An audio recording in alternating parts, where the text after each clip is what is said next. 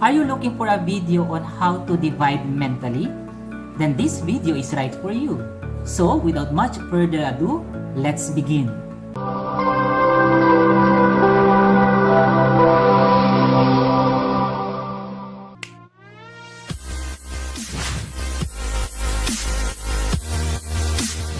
Hi, my name is Rowel Carpio, a math teacher and a coach, and I do math tutorial in my YouTube channel. In this video, I'm going to present to you how to divide mentally using the split strategy. So how do we divide whole numbers mentally? In dividing whole numbers mentally, we can use the split strategy by following the given steps. Number 1, split the dividend as the sum of two or more addends. Number 2, divide each addend by the divisor. And number 3, add all quotients in step 2 to get the final answer. So let us have examples. So we have here, divide 655 by 5. The first step is for us to split our dividend, which is 655, by expressing it as the sum of two or more addends. When we split 655, we can split it into 600 plus the 55. Now, both of these addends must be divided by our divisor. So we have to divide this by 5, and we have also to divide our 55 by 5. So when we divide 600 by 5, it will give us 120. While 55 divided by 5, it will give us 11. So 120 plus 11, it will give us 131. So therefore, when we divide 655 by 5, it will give us 131. So let us have example number 2. We have here divide 244 by 4.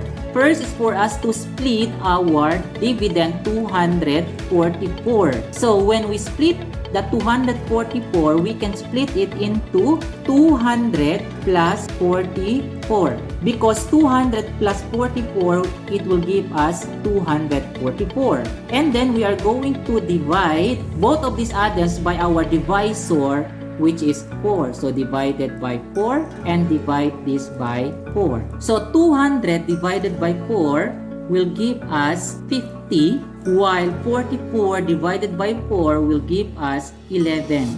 So 50 plus 11 will give us 61. So therefore, when we divide 244 by 4, it will give us a quotient of 61. So let us proceed to sample number 3. We have here, divide 112 by 8. So in here, we can split 112 into 80 and 32, because 80 plus 32 will give us 112. We can now divide both of these addends by 8. 80 divided by 8 will give us 10, and 32 divided by 8 will give us 4. So 10 plus 4 will give us 14. So in other words, when we divide 112 by 8, it will give us 14. We will proceed to our sample number 4.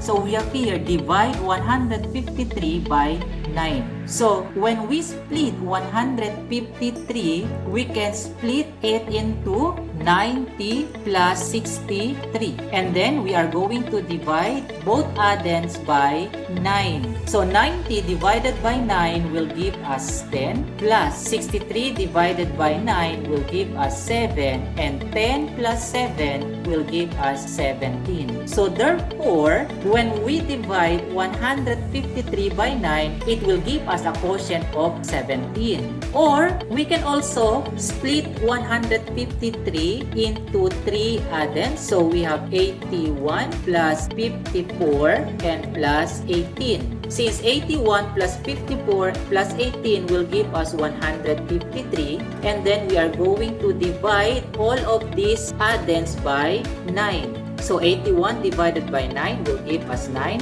plus 54 divided by 9 will give us 6, plus 18 divided by 9 will give us 2, and 9 plus 6 is 15, plus 2 will give us 17 as the quotient. So there you have it, how to divide whole numbers mentally. So I hope that you have learned and enjoyed watching this video. See you again in my next video. Thank you.